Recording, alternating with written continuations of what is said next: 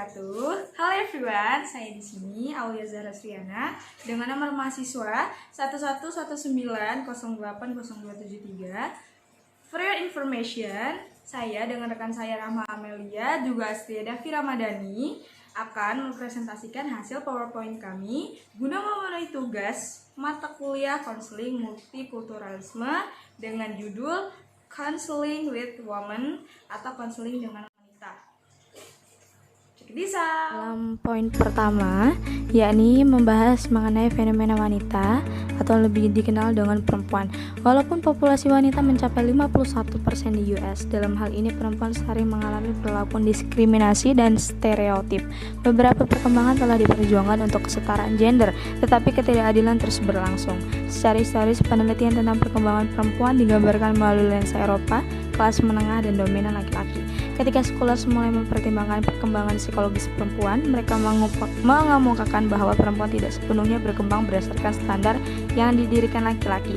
Dikutip dari Makia and Friedman 1970, pengembangan identitas perempuan dikembangkan dari eksklusi wanita kulit berwarna dalam gerakan feminis dan penelitian wanita. Para sarjana berpendapat bahwa banyak perempuan etnis minoritas lebih kecil kemungkinannya dari wanita keturunan Eropa untuk menganut identitas feminis. Model identitas perempuan bernama Helms memberikan pemahaman tentang bagaimana perempuan berpindah dari definisi eksternal ke sebuah definisi internal, yang mana definisi pribadi menonjol tentang kewanitaan. Fenomena wanita dapat dilihat dari pertama yaitu feminisme dalam bentuknya yang paling sederhana. Feminisme dapat diartikan sebagai visi alternatif untuk dunia yang adil. Namun feminisme sama sekali tidak sesederhana. Ada kontroversi yang cukup besar tentang apa itu feminisme. Feminisme dan akademis scholars tidak setuju bahwa feminisme adalah gerakan sejarah, politik gerakan, sistem kepercayaan atau gerakan intelektual selanjutnya. Ada 3 kelompok gerakan feminis berpengaruh pada kemunculan teori feminis, yaitu feminis liberal, feminis sosialis, dan feminis radikal. Kemudian yang kedua dilihat dari konteks sejarah. Salah satu sejarah mengenai ketidakadilan akan gender yakni patriarki. Patriarki adalah bagian utama dari asal negara kita, dan dunia sosial kita dibangun di atas premis superioritas laki-laki. Gender berinteraksi dengan orang lain melalui aspek identitas seperti etnis dan kelas sosial.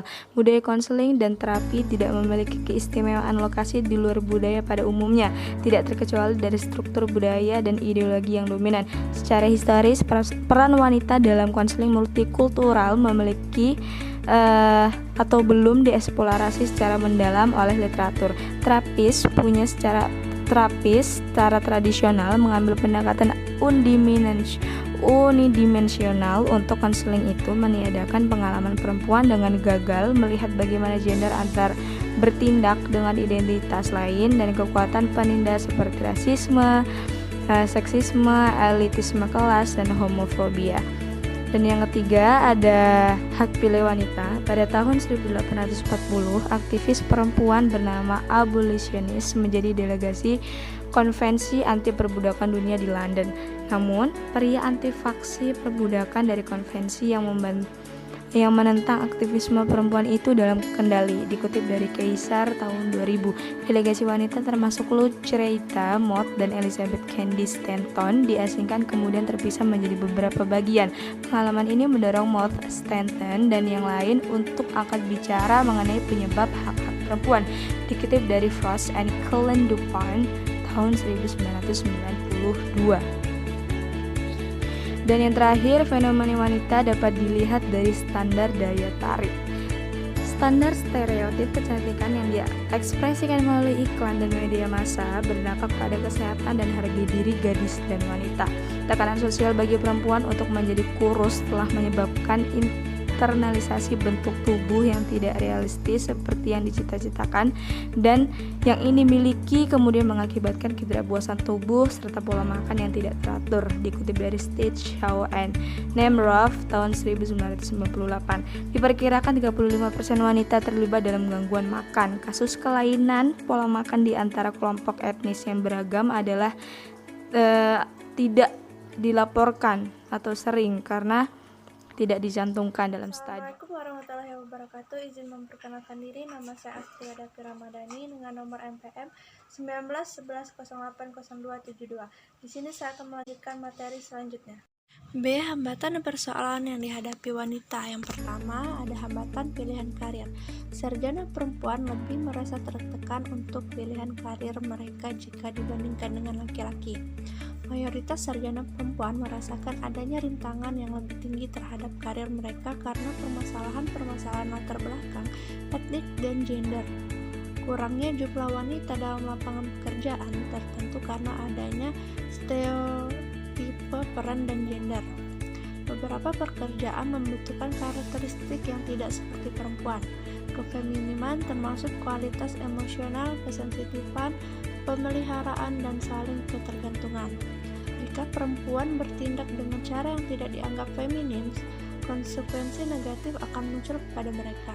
Jika perempuan memperlihatkan tugas yang berorientasi pada kepemimpinan yang melanggar norma kesopanan gender, dia dipandang seperti seseorang yang kompeten, tetapi mereka akan bernilai rendah dalam daya tarik sosial. Tetapi tidak untuk laki-laki, mereka dipandang lebih kompeten dan lebih disukai. Yang kedua adalah kekerasan dan pelecehan seksual terhadap wanita perempuan. Salah satu manifestasi seksisme yang paling merusak di masyarakat manapun adalah pelecehan fisik, seksual, dan emosional terhadap wanita. Sebagai akibatnya, sikap misoginis ganas yang terkait dengan kurangnya kekurangan relatif wanita. Kekerasan terhadap anak perempuan dan wanita terjadi sepanjang umur. Ini secara langsung atau tidak langsung mempengaruhi kehidupan kebanyakan wanita. Bentuk kekerasan terhadap perempuan termasuk tapi tidak terbatas pada kekerasan pasangan intim, penyerangan seksual, dan kencan kekerasan. Kekerasan terhadap perempuan, baik fisik, emosional, psikis, atau seksual, digunakan untuk mengintimidasi dan mengontrol wanita. Yang ketiga, ada peran ganda. Sebagai peran yang dilakukan wanita dalam banyak hal merupakan penghalang lain, lebih riang yang mereka hadapi. Banyak wanita mencurahkan tanggung jawab yang lebih besar dan komitmen untuk beberapa peran di luar karir mereka daripada yang dilakukan pria dan berinvestasi secara berbeda dengan peran yang juga dilakukan oleh pria. Beberapa peran ini termasuk terlibat dalam setidaknya dua hal berikut ini: dominan, komitmen pasangan, perkawinan atau intim, parenting, hubungan pengasuh, aktivitas komunitas, persahabatan, dan upaya akademis. Pernikahan bagi wanita tidak selalu berarti perlindungan, seperti sistem yang menindas. Faktanya, pernikahan itu sendiri bisa menindas. Kami menguji dalam satu aspek pengalaman wanita dalam pernikahan bahwa pekerjaan itu dilakukan untuk menjaga rumah tangga. Assalamualaikum warahmatullahi wabarakatuh. Saya Rahma Amelia, NPM 1911080164. Di sini saya akan membacakan materi selanjutnya. C. Pendekatan multikultural feminisme. Pendekatan multikultural feminis untuk konseling perempuan harus dimasukkan komitmen untuk keadilan sosial. Komitmen ini membutuhkan terapis untuk mempertanyakan praktik dominan di lapangan dari penilaian dan diagnosis, hubungan terapeutik, intervensi pengobatan, dan teknik. Yang pertama, ada penilaian dan diagnosis.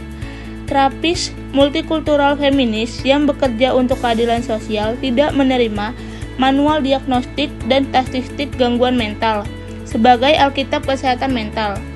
Mereka mempertanyakan budaya dan gender tergantung dalam manual dan dalam diagnostik tradisional lainnya. Konselor dan terapis multikultural feminis mengakui bahwa gejala yang disajikan oleh klien mungkin merupakan reaksi yang sangat sehat. Situasi yang tidak sehat, dan berhati-hatilah untuk tidak mengasumsikan penyebab intrapsikis. Yang kedua, hubungan terapeutik. Hubungan terapeutik didasarkan pada pendekatan kolaboratif, di mana konselor memandang klien sebagai ahli dalam ceritanya sendiri dan mengakui bahwa klien adalah mitra aktif dalam penilaian dan proses pengobatan. Konselor multikultural feminis tidak mengklaim netral sikap terapeutik yang objektif. Terapi multikultural feminis secara sadar dan sengaja aktif menampilkan feminisnya dalam perspektif multikultural. Terapis multikultural feminis bekerja untuk meratakan hierarki dalam hubungan terapeutik untuk mengungkap proses konseling.